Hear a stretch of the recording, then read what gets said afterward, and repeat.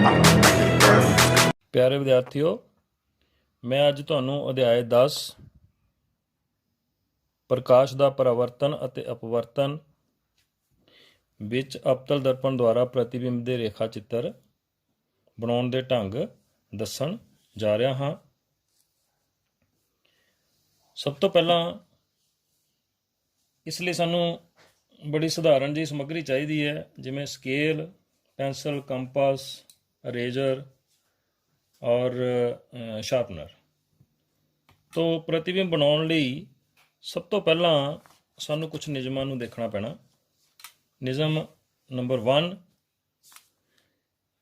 ਜਿਹੜੀ प्रकाश किरण मुख ਧੁਰਾ तो भाव दर्पण के वक्रता केंद्र C ते P विचों लंघण वाली रेखा दे समांतर प्रकाश किरण जाती है, वो परावर्तन तो बाद दर्पण के फोकस विचों लंघदी है। जिवें कि तुसीं देख रहे हो, ये प्रकाश किरण इत्थों चल के ए तो परिवर्तित होकर F विचों लंघ रही है।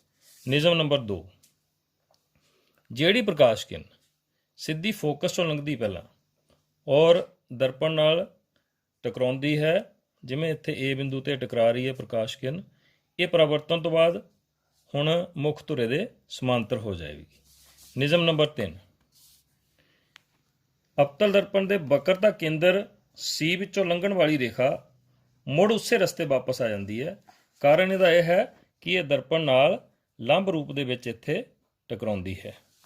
नियम नंबर 4, ਜਿਹੜੀ प्रकाश किरण ध्रुव नाल सीधे टकराउंदी है, अवतल दर्पण के ध्रुव नाल सीधे टकराउंदी है, वो उन्ने ही कोण नाल परिवर्तित हो जाती है।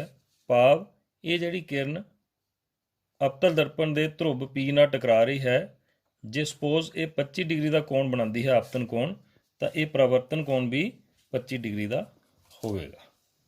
हुण आओ देखते हाँ कि प्रतिबिंब किस तरह बनाने हैं। हुण इत्थे अलग अलग स्थितियां, वस्तु की अलग अलग स्थिति हो सकती है। वस्तु अनंत ते हो सकती है, अनंत और C के विचकार हो सकती है, C ते हो सकती है, C और F के विचकार भी हो सकती है, F और P के विचकार भी हो सकती है। मैं तुहानूं दो केस लैके उन्हां दे तुहानूं रेखा चित्र बनाने दस्सण जा रहा हाँ। सो पहला मेरे कोल वस्तु की स्थिति है, वस्तु मेरे कोल A और B ते A और B ए बी नाल मैं वस्तु दिखाई गई है। हाँ, इस तो पहला मैं एक चीज़ होर दसनी भुल गया कि जदों तुसीं C और F मार्क करने तो तुसीं लगभग 8 ਜਾਂ पूरी 8 सेंटीमीटर ये प्रकार खोल के एक चाप लगानी है, जिद्दां तुसीं ये देख रहे हो चाप लगाई हुई है। और इस अवतल दर्पण की इस पासे नूं परावर्तक सतह और ये पासा जिहड़ा हैगा वो पॉलिश की हुई सतह गी। अगर मैं 8 सेंटीमीटर की जिथों केंद्र बन के चाप लगाई सी, उस बिंदु नूं असीं C रखना, यानी कि C और P ये बन गया साडा वक्रता अर्ध व्यास। जे ये 8 सेंटीमीटर है तो तुसीं जाणदे हो कि जिहड़ी उहदी फोकस दूरी है वो वक्रता अर्ध व्यास का अध हुंदी है, यानी कि P तो F जां C तो F नूं असीं 4 सेंटीमीटर रखांगे बिल्कुल इहदे अध विच। हुण मैं उही नियम फॉलो करने हैं। पहला नियम तुहानूं जिहड़ा मैं दस्सिया सी कि ए तो कोई प्रकाश किरण जिहड़ी मुख धुरे दे समांतर जाएगी, जिवें कि तुसीं देख रहे हो मुख धुरे दे समांतर जा रही है। और बिल्कुल यह जिहड़ा नियम तुहानूं मैं दस्सिया सी कि ये परावर्तन तो बाद कित्थों लंघेगी, मुख फोकस विचों इस तरह लंघ जाती है। और ये इहनूं मैं दिशा दित्ती असीं। दूजा मैं एक होर नियम दस्सिया सी, तुसीं जिहड़ा मर्जी लगा सकते हो, तुसीं दूजा भी लगा सकते हो, तीजा भी, चौथा भी। चलो असीं आसानी लई, सुविधा लई तुहाडी लई मैं इत्थे तीजा नियम लगाउण जा रहा कि एक होर प्रकाश किरण जिहड़ी इस वेले C चों लंघी है, इसनूं की होवेगा, की दस्सिया गया सी, ये जिस रस्ते गई है उसे रस्ते वापस मुड़ जाएगी। और इत्थे जिथे असल विच ये दोवें प्रकाश किरणां घटदियां हन, इत्थे वास्तविक प्रतिबिंब बनदा।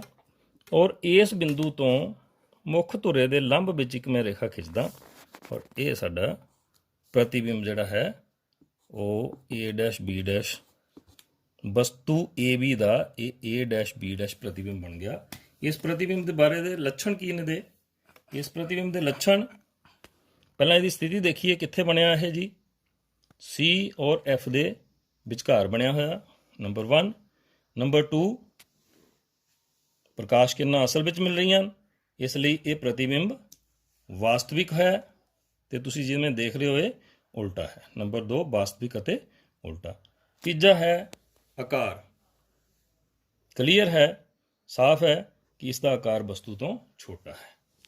ਇੱਕ ਹੋਰ ਸਥਿਤੀ ਲੈਂਦੇ ਆ, ਜਦੋਂ ਵਸਤੂ C ਔਰ F ਦੇ ਵਿਚਕਾਰ ਹੋਏਗੀ। ਉਸੇ ਤਰ੍ਹਾਂ ਪਹਿਲਾ ਕੇਸ ਉਹੀ, ਮੁੱਖ ਧੁਰੇ ਦੇ ਸਮਾਂਤਰ ਇੱਕ ਪ੍ਰਕਾਸ਼ ਕਿਰਨ ਜਾਂਦੀ ਹੈ,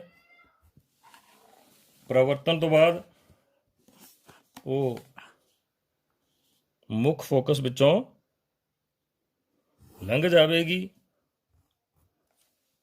ਹੁਣ ਇੱਥੇ ਨਿਯਮ ਤੁਸੀਂ ਤੀਜਾ ਵੀ ਵਰਤ ਸਕਦੇ ਹੋ, ਪਰ ਦੂਜਾ ਜਿਹੜਾ ਹੈ ਉਹ ਸਾਨੂੰ ਚਿੱਤਰ ਬਣਾਉਣ ਵਿੱਚ ਆਸਾਨ ਰਹਿੰਦਾ ਹੈ। ਇਸ ਲਈ ਕਿਉਂਕਿ ਵਸਤੂ C ਔਰ F ਦੇ ਵਿਚਕਾਰ ਪਈ ਹੈ, ਇਸ ਕਰਕੇ ਸਾਨੂੰ ਹੁਣ ਦੂਜਾ ਨਿਯਮ, ਜਾਨੀ ਦੂਜੀ ਪ੍ਰਕਾਸ਼ ਕਿਰਨ ਜਿਹੜੀ ਫੋਕਸ ਵਿੱਚੋਂ ਲੰਘੀ ਹੈ, ਉਹ ਪਰਾਵਰਤਨ ਤੋਂ ਬਾਅਦ ਮੁੱਖ ਧੁਰੇ ਦੇ ਸਮਾਂਤਰ ਹੋ ਜਾਂਦੀ ਹੈ। ਤੋ ਮੁੱਖ ਧੁਰੇ ਦੇ ਸਮਾਂਤਰ ਹੋ ਕੇ ਉਹ ਪਹਿਲੀ ਕਿਰਨ ਨੂੰ ਇਸ ਬਿੰਦੂ ਤੇ ਕੱਟਦੀ ਹੈ, ਔਰ ਇੱਥੇ ਹੀ ਸਾਡੇ ਕੋਲ ਵਸਤੂ ਦਾ ਪ੍ਰਤੀਬਿੰਬ ਬਣ ਜਾਂਦਾ A-B', ਜਿਹਦੇ ਲੱਛਣ ਕੀ ਨੇ ਕਿ ਇਹ ਪ੍ਰਤੀਬਿੰਬ C ਤੋਂ ਪਰੇ ਹੈ, ਸੇਮ ਵਾਸਤਵਿਕ ਅਤੇ ਉਲਟਾ, ਔਰ ਆਕਾਰ ਵਿੱਚ ਵਸਤੂ ਤੋਂ ਵੱਡਾ ਹੈ।